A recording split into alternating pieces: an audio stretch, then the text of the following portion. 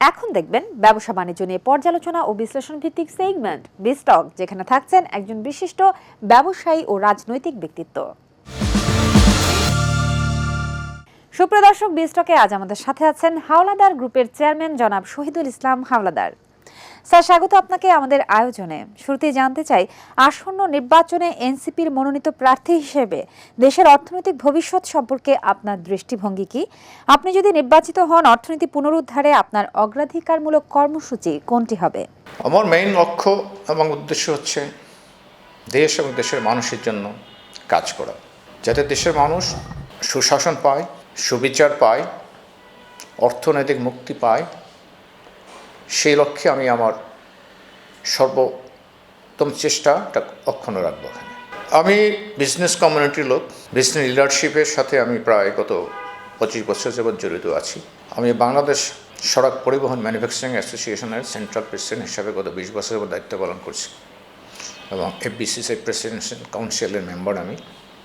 তো এই দায়িত্ব পালন করতে গিয়ে আমি দেখেছি আমাদের বিজনেস কমিউনিটিতে, আমাদের অর্থনৈতিক সেক্টরে প্রায় 391টি বিজনেস সেক্টর এবং 88টি চেম্বার অফ কমার্স রয়েছে।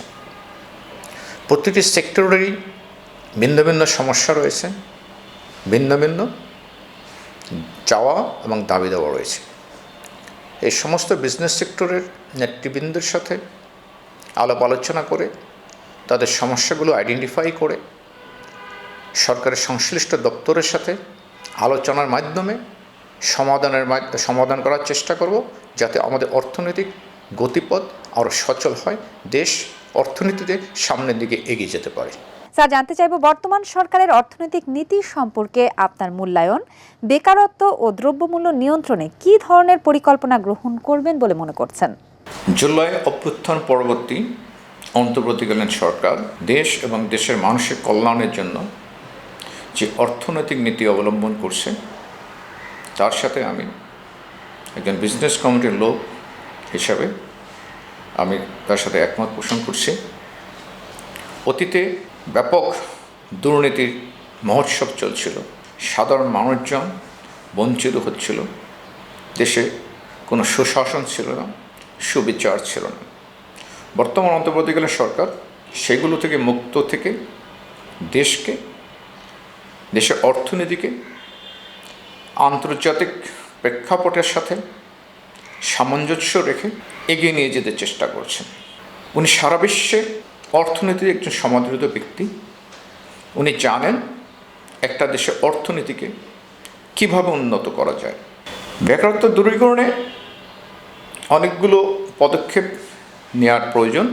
একটি বড় পদক্ষেপ হচ্ছে আমাদের দেশ শিল্পায়ন যদি বৃদ্ধি করা যায়, এখানে জব অপরচুনিটি ক্রিয়েট হবে এবং আমাদের আনস্কিল ম্যান পাওয়ারকে যদি স্কিল ম্যান পাওয়ারে পরিণত করা যায় এবং এই স্কিল ম্যান পাওয়ারকে বিদেশে এক্সপোর্ট করে আমাদের ফরেন কারেন্সি আর্নিংটা অনেক বাড়ানো যাবে। কৃষি অর্থনীতি ও কৃষকের ন্যায্য মূল্য নিশ্চিত করতে আপনার প্রস্তাব কি? দুর্নীতি ও অর্থ পাচার রোধে আপনার অবস্থান কোথায়? বাংলাদেশ মূলত একটি কৃষি নির্ভর দেশ। এখন সারা বিশ্বে কৃষি টেকনোলজি ডেভেলপ করছে। আমাদের বিশ্বের সাথে তাল মিলিয়ে সর্বশেষ লেটেস্ট টেকনোলজিকে আমাদের গ্রহণ করতে হবে।